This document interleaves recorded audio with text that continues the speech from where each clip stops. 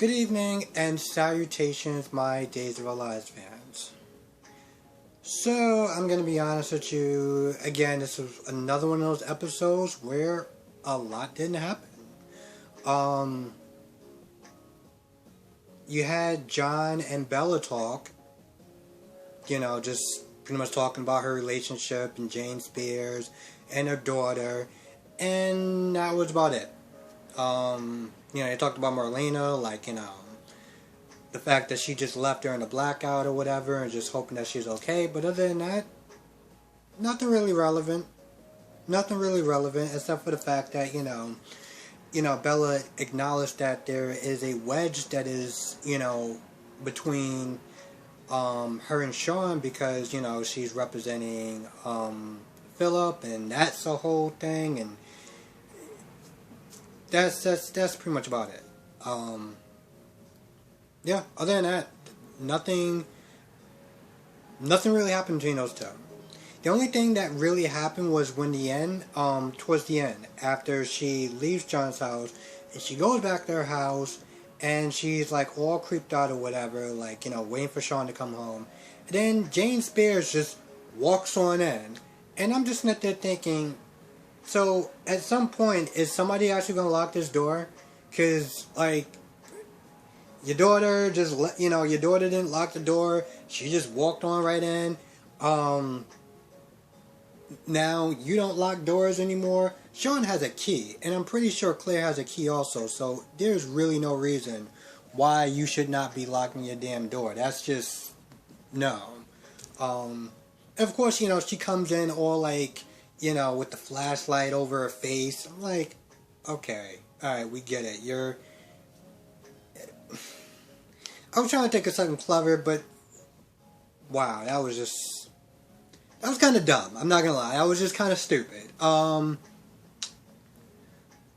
is a terrible liar. Jesus Christ. In the beginning, she's doing her fake routine with Abby because why not? And, Chad is downstairs. Now, Chad has a gun pulled on him by Ralph, but somehow he managed to get the upper hand.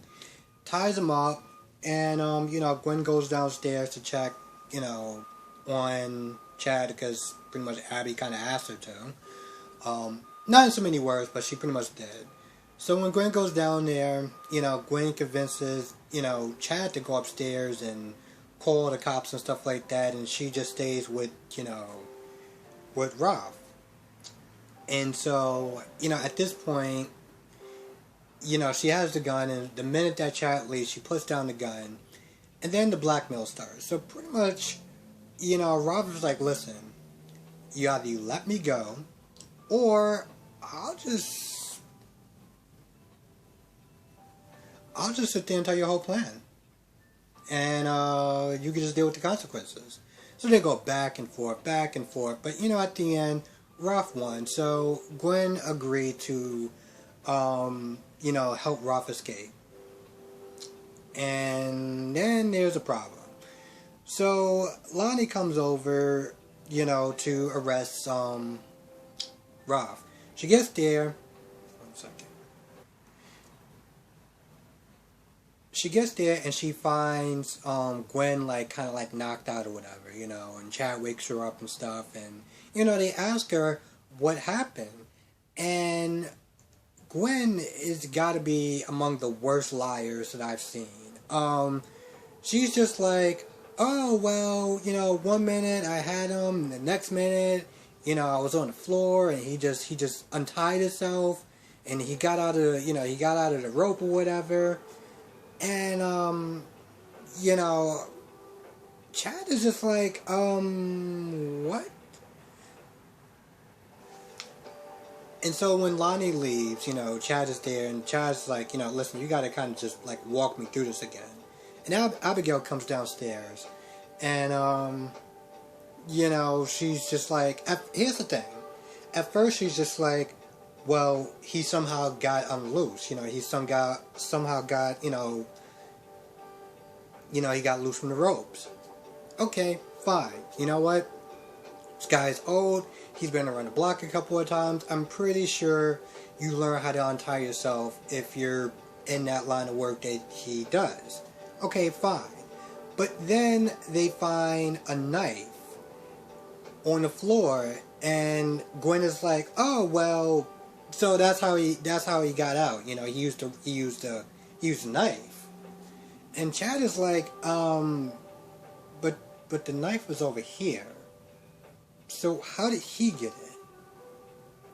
You know, he literally like that makes no sense. So, you know, finally he's just like, yeah, okay, sure. That after a while he's like, yeah, okay, I guess that makes sense. I'm like, no, that.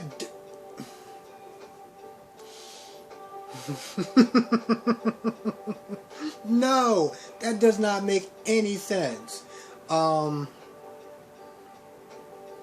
What else happened? At one point, he's asking Gwen, you know, because he sees the rope or whatever, and it looks like it's been, you know, cut through, but it seems like it kind of took a while, and you know, Chad is just like, you didn't notice, you didn't hear anything, like him, you know, cutting the rope or like something, and she's like, no.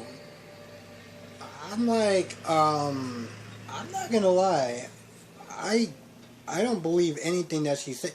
Even if I was them, I still would have a hard time trying to like believe any of that.